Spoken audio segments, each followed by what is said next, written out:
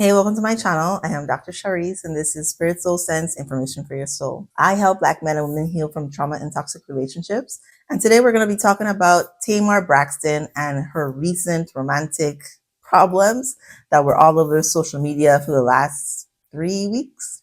First, I'm going to give you a summary of what's been going on, and then I want to give you some tips, some self-love / therapy goals that I would give Tamar if she were my client so that she can heal and actually attract the love that she wants. So Tamar met Jeremy, I know his name now, on a dating show. Okay, already a red flag because only certain people go on dating shows. Not necessarily a doom and gloom for everybody, but it's definitely a red flag if you meet somebody on a dating show.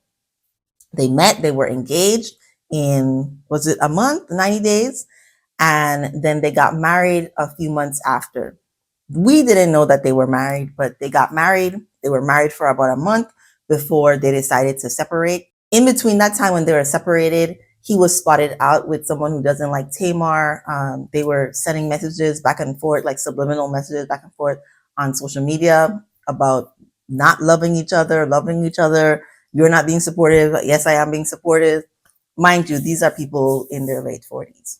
So one of the things that happened most recently is, even though they're separated, their divorce is final now, but even though they were separated, they were still spending time with each other for certain things. So Jeremy had a birthday that he wanted Tamar's money for. I don't know. He wanted her to celebrate with him his birthday. She planned a trip to the Turks and Caicos with him. They had whatever fun they had then, and then the divorce was final then. They get back. He plans a trip to support somebody going through a death of a family member, and he uses Tamar's card to book the trip. He says it was an accident. I can believe how it was an accident, but they're so messy. Only God knows if it really was an accident. She thinks that he is there with a woman. He says he's not there with a woman. Who knows really what's the truth? He has embarrassed Tamar a lot in real life, so I don't know. I don't know. Maybe she was only there for dinner. I don't know. Because Tamar has such difficulty with regulating her emotions, she often runs to social media to express how she feels. So she posted for 10 seconds on her story because she just can't help herself. She has to get it out, right? She posts for 10 seconds on social media the name of the woman that she suspects, like her Instagram handle of the woman that she suspects he was there with, and that he is playing in her face. I don't know if she mentioned him using her card, but that he was on some kind of trip. She takes it down after 10 seconds, but because she has millions of followers, somebody caught it, and so it becomes this big thing. Jeremy responds and says his explanation, he's very calm. If ever there was a person you were wondering had a personality disorder, because y'all like to give everybody a personality disorder, these folks represent like an extreme of codependence. I don't know if they have any diagnoses. Tamar says she's medicated and has problems with anxiety. I think she definitely has more than that going on, but I cannot diagnose anyone that I haven't seen. Just know there's a lot, because we're talking about them, because there's so much chaos and confusion. You know, there's a lot going on for these people. So he says in a very calm voice his explanation of what he was doing. I wasn't there with a woman. It was an accident. That was it. Tamar comes back, does a live to the public. Girl, why are we in y'all relationship? Explaining why she thought. Now he's shaming her mental health and she has to defend herself. And so there's just this big back and forth going on between the two of them. I think it's over now and they are officially divorced, but the way they talk about each other's kids after having known each other for like 6 months, can you believe these folks have known each other like less than a year? How is this possible when there's been so much chaos and confusion? Well, because they're chaotic as people, and then as together they create even more chaos. So that's it in a nutshell. Tamar has a long history of drama, codependence, toxicity, starting from her family and leading up to her relationships. And even now she's almost 50. Almost 50. I'm thinking about doing a video about a woman I worked with who was 91 that still had like a lot of anxiety and pain and, things holding her back, trauma from when she was like in her 20s. So that's Tamar in a nutshell. She has really poor boundaries with maybe almost everybody in her life. She probably has low self-esteem. low self-worth. She doesn't make a lot of good decisions when it comes to men, maybe even work. She says she is in therapy. I think she is the perfect candidate for therapy because she, on her show with her sisters, demonstrates some awareness of the craziness that is going on and wanting things to be different, wanting to protect her peace. She just really doesn't know how, because if she did, she would be doing it. So the first goal I would set for Tamar is no dating for a year. It needs to be at least a year. There are a lot of women who have no idea what it's like to not be validated by a man, to not get that reassurance and feedback and validation, because when they're not in a relationship, they feel so empty and so worthless that they run to find another one. And so even if they're not in one, they're always pursuing one. And I would love for Tamar to take a break and not even pursue a relationship. How about you pursue a relationship with yourself? Because the only love that you have missing is the love you are not giving yourself. So this is a self-love exercise. We're not saying you're going to be single forever, all men are terrible. We're not saying that. We're saying for a period of time, I am going to love on myself. So I'm not going to be giving love to a man. I'm going to give love to my family. I'm going to give love to my son. I'm going to give love to myself. Most importantly, giving love to yourself and figuring out all the ways in which I can love on myself. The period of no distractions, because men are a big distraction in Tamar's life, will allow you to sit in silence more and to pay attention to the thoughts that come up, the feelings that arise. Usually they're quite negative. They make you feel bad, right? All emotion is something that gives you information about which direction you should be going. So if you feel worthlessness, if you feel doubt, if you feel insecurity, if those things are coming up, they're perfect things to bring to a session with your healer, therapist, psychologist, whoever, to do the work of talking about it, uncovering it, addressing it, and figuring out, like, how do I heal from this? Like, how do I not feel empty inside? I promise you there's an answer to that. A lot of that is do more things that you enjoy and leave men out of it. After she's reached a point where she's healed, the work is never done. But the demonstration of the relationships that she's had is exactly what I think you should not be doing when dating. If you are bleeding all over other people, you should not be dating. I do think you don't have to be fully healed to be in a relationship, but you have to be efforting in a loving way, like really trying, really practicing, really improving to be a better person for your relationship.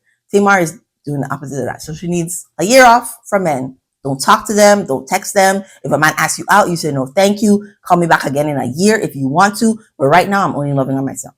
My second goal for Tamar is healthy boundaries with other people. And that includes like everybody in her life. So we're going from the people who work for her to her family, to her friends. We're not dating right now, right? But healthy boundaries with her ex-husband, because she co-parents with him. I have no idea what that relationship is like. Healthy boundaries mean you directly and assertively communicate with another person what you are or are not comfortable with. The boundaries are not to control other people. The boundaries are to protect and keep yourself safe. So you can have a boundary that says, I'm not available after 9 p.m. for long phone calls. You can have a boundary that says, I'm available every other weekend to socialize with other people for 6 hours, whatever it is. These are boundaries that you set with other people. They don't have to be informed necessarily, right? Nobody's asking you out and you're saying, well, you can only call me before 9, right? You don't have to do it that way. You can do it in response to a person. You can not answer the phone at 9 p.m. You can say, hey, I'm getting ready for bed, or whatever your routine is. Can we talk tomorrow? Right? Because this is a boundary you're communicating. Lots of different ways to communicate the boundaries. I think with her friends, or I'm thinking employees. I think with employees, friends, we've seen in the media, if you think about like Lizzo taking her employees to a strip club and doing like really weird sexual things, the boundaries need to be very clear that this is a employer-employee relationship. I'm not gossiping with you, right? I know it's very comfortable to go to your hairstylist or your makeup artist and just to talk while you're there. But it would probably be a good idea to keep some of those things for yourself, to journal some of those things, to talk with your therapist about some of those things, instead of just venting to everybody. Which leads me to my third point. You need a social media manager. I'm sure she already has one. But you need to get off of social media. It's really what you need to do. You need to take a break from social media. You need to limit your social media use. You need to have somebody who can check you and say, no, you're not going live again. Where are your real friends? Why are you going live again? To be messy and chaotic to the public? These people don't care about you. I don't know you in order to care about you. The kind of feedback that Tamar has been looking from, her audience, her Tamartians, to make her feel good about herself, we need to cut that out. Social media is, a tool. It depends on how you use it. You can use social media for your advantage. I do think Tamar has not been using social media to her benefit. In fact, I think she has been using it to her detriment, and she needs a break. I think she is taking a break from social media, actually. I have no idea. I'm not clued into all the things. So take a break from social media. Have somebody else look at the comments. Have somebody else upload your pictures, edit, whatever it is that needs to be done so that you still have a social media presence, but you're not so involved in the minutia of strangers on the internet saying things about you. You do not have to defend yourself, okay? Number 4 is to continue doing therapy to specifically address traumas and secrets. So I would assume, I have no idea how long Tamar has been in therapy. I would assume she's been spending a lot of time on like recent things, like what's happening now. Like, I'm on the show and my sisters are stressing me out, or I'm in this relationship and I'm trying to make it work, but it's so hard. What about if we go a little further back? For folks that have trauma that's affecting their life now, the patterns that were, started in childhood that you observed, that you continue in adulthood, we have to go back and we have to identify what are those secrets? What are all the things that your family has kept from you? What are all the things that have happened to you? Because from my training, right, I specialize in trauma. We need to treat sexual trauma different than we treat other trauma. And Tamar, her family has outed her on the experiences that she had in childhood where she was violated. Has she healed from that? Right? Like, have you been able to move on from that? Have you been able to acknowledge that the people who were supposed to protect you were so busy with their own mess that they couldn't see what was going on with you? We have to dig deep. And this is a painful thing. I always tell my clients who are coming with a lot of trauma, this is an emotionally painful experience, but it needs to be done. Like, we have to cut it out. We have to get to the root of it in order for you to heal, to move on. Number 5 is new coping skills to help regulate her emotions. So I have no idea what she's been doing with her therapist, right?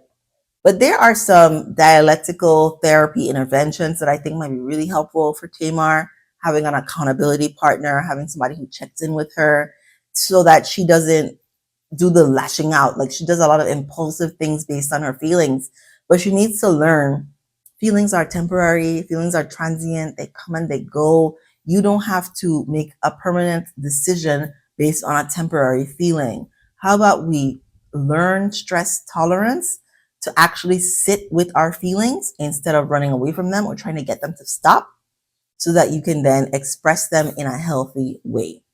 This might be a game changer for Tamar. Hopefully she's working on that in therapy. If you're not, girl, and you happen to see this video, ask about DBT, okay? Whatever your therapist is working on you with. Ask specifically about, like, how do I stop being so reactionary to my life circumstances? How do I stop focusing so much on what other people think about me and focus more on the peace that I'm actually looking for in my life? And the last goal I have for Tamar is to read the book Women Who Love Too Much. I love this book because it really breaks down that you cannot live in denial and then get the things that you want. It also says you do not have to exit your relationship in order to heal. Your relationship will either improve or it will change. For women who've been focused so much on fixing the relationship, fixing their partner, trying to do what the person wants so that things can be good, focusing on yourself is one of the best things you can do. I also have lots of videos about the book on my channel because it has a great 10-step, it's not a 10-step process, but 10 steps to reach the goals that you want, which include peace, self-acceptance, and then being able to usher in the love of your life. Like somebody that's actually going to be kind to you, be loving to you, be patient with you, uplift you, not embarrass you. You know what I mean? Like, actually be a partner for your life. Let me know what you think about this video. If you enjoyed it, please give it a like, Share this video with someone you think it may help, probably a woman who is loving somebody too much. Subscribe to my channel for more videos like this, and thank you for watching.